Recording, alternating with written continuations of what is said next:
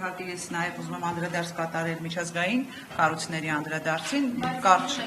հիմա խոսելով բանի հետ կապված։ Այո։ Մենք հեսա Եվ քանի ձայն է ձեզվեք, որովհետեւ դուք անցեք խորհրդարան,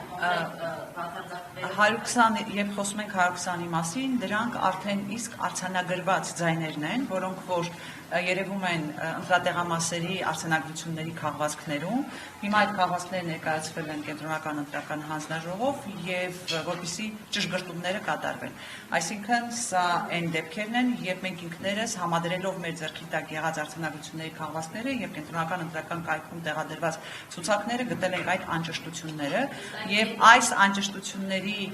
ուրեմն ուղղման պարագայում ձայները բավարարելու են, որպեսզի իրենց նշած այդ 0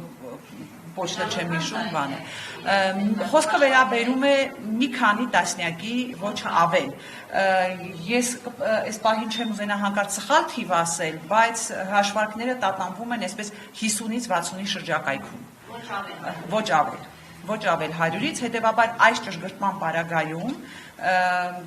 սահմանված 4% շեմը իհարկե Բարգավաճ Հայաստան կուսակցությունը հաղթահարում է։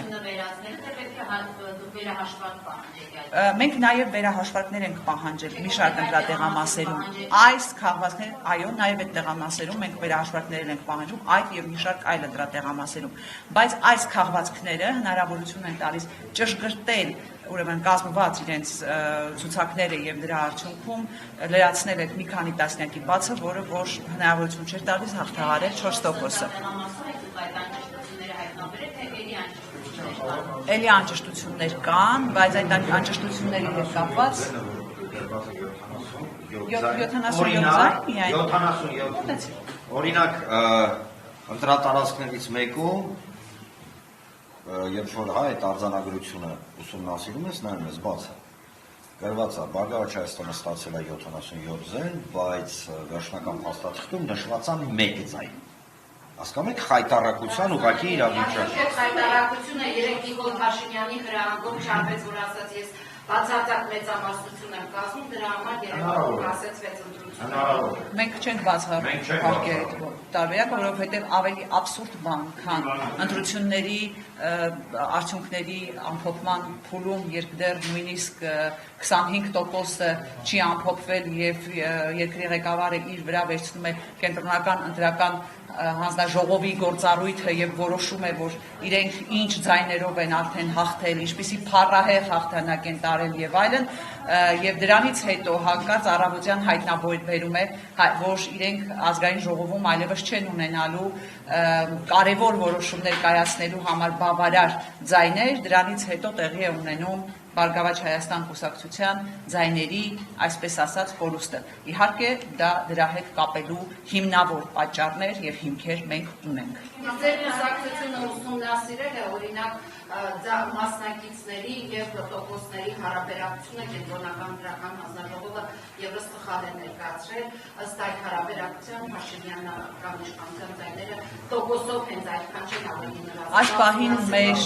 Այս պահին իրականում ուսումնասիրությունները կատարվում են, մենք ուսումնասիրում ենք եւ բոլոր հրապարակված տվյալները եւ մեր ձեռքի տակ հայտնվածները, ինչպես նաեւ մեր գործընկերների մոտ գտնվող տվյալները, կարծում եմ արդյունքում մենք ունենանք շատ ավելի լիարժեք պատկեր, քան ներկայացվում է այս պահին։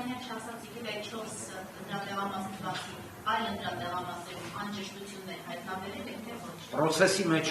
մեջ ենք, այս պահին այն ինչ որ ունեինք ձեռքի տակ, դրանք արդեն տրամադրել են։ Բայց այլերում ուսումնասիրությունները իհարկե ընթանում են։ Ես մի հատ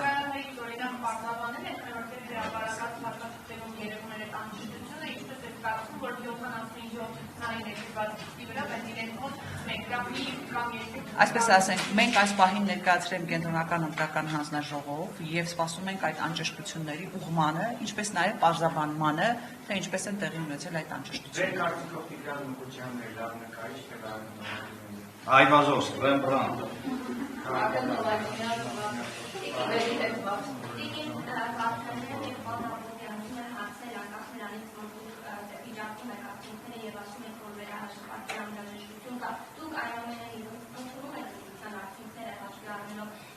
ԿՊ-ի ձայները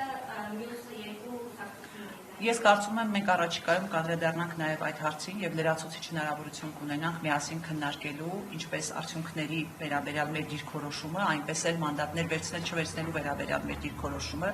հատկապես որ ես կարծում եմ այստեղ պետք է լինի ընդդիմադիր ուժերի միասնական մոտեցում։ Այս պահին մեր համար գերակա խնդիր է հանդիսանում տեր կանգնել մեր հայրենակիցներից յուրաքանչյուրի ձայնին։ Տեսեք, սա ինքնանպատակ չէ։ Ամբողջ խնդիրը կայանում է նրանում, որ մեր հազարավոր, 100 հազարավոր հայրենակիցներ գնացել են ընտրությունների, լսելով մեր կոչը, լսելով մեր հորդորը, տեր կանգնել մեր երկրին եւ իրենց ձայնով որոշել երկրի ապագան։ Հետևաբար այս պարագայում նրանցից յուրաքանչյուրի ձայնը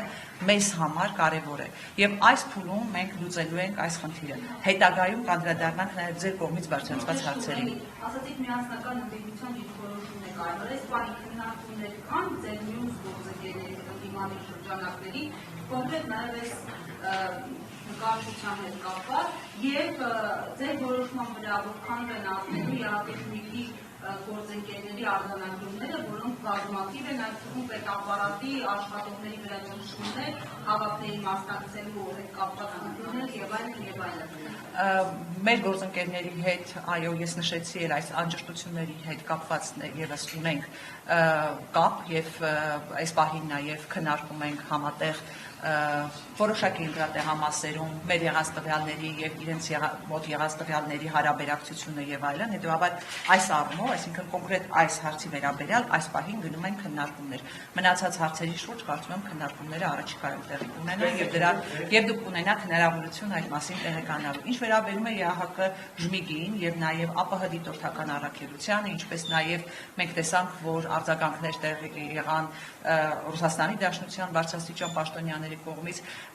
ինձ համար զարմանալիորեն դիտորդական առաքելություն ունեցող կազմակերպությունները ուրեմն ականջալուր եղան մեր կողմից բարձրացված հարցերին, որով եթե նայում եք նրանց ձևակերպումները, ապա այնտեղ կտեսնեք բազմաթիվ ձևակերպումներ, որոնք պարբերաբար հնչեցվել են իմ կողմից հրապարակայնորեն, ինչպես նաև ոչ հրապարակայնորեն իրենց պարբերաբար, այսպես նամակներով եւ զանգերով խեղդելու արդյունքում։ ԵԱՀԿ ժմիգը, այո, արդարացիորեն նշում է, որ Հայաստանի Հանրապետությունում նախընտրական process-ը եւ ընտրական process-ը ընթացել են ուրեմն բռնաճնշումների կամ ավելի ճիշտ քրեական հետապնդումների արդյունքում զուգորդվել են քրեական հետապնդումներով, ինչպես նաև բազմաթիվ ձերբակալություններով եւ կալանավորումներով, արձանագրել են նաև բևեռացումը, որ արկա է այսօր, եւ ես կարծում եմ, որ առաջիկայում զեկույցը նաև մեզ հնարավորություն կտա հենվելով զեկույցի վրա որոշել նաև ընտրության արդյունքների հետ կապված ինչպիսի քայլեր պետք է ձեռնարկվեն։ Կարելի է, տեսեք երկուստ եմ հարցողում, ընտրություններից առաջ բոլորը ասում են, որ հաղթելու են, Սամվել Կարապետյանն արդեն վարչապետ է, իհարկե